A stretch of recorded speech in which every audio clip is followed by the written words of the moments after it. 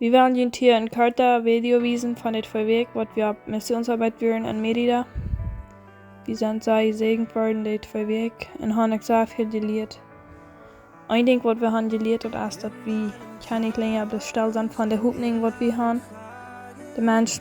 Zijn viele Menschen die nicht hoopning hebben en die brengen ons. Die brengen dat we de hoopning brengen.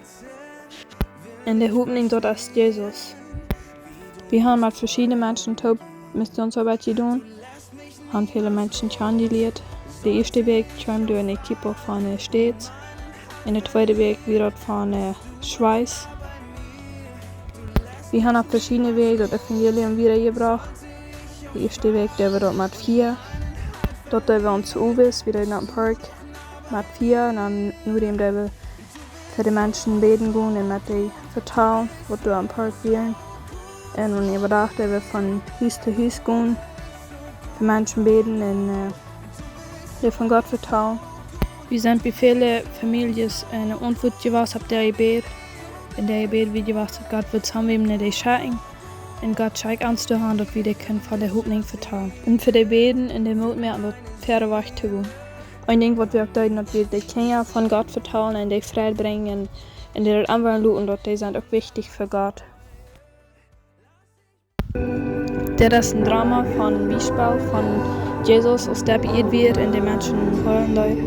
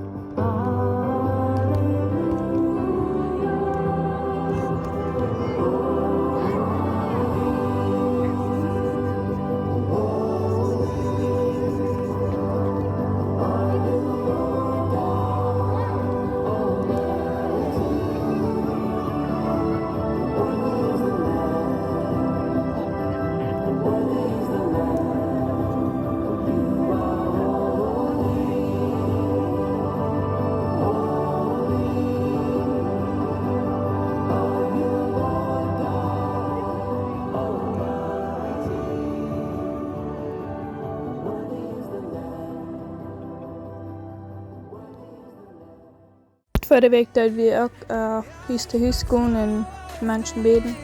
En dan wat we ook duiden dat we door spullen de mensen het evangelium brengen. Dat is waar we een maand houden duiden wat we niet meer doen kunnen. Ik wil die maand meer aan we allemaal die kost God duiden, we allemaal die kost andere mensen zegenen met wat die hast. Doe dat. Schäm sie nicht für das, was Gott dir hier fragt. Du hast den Traum noch, dass du beschleunigen ein darf, Missionsarbeit zu tun, weil die Mutter spricht im Baby über. In jedem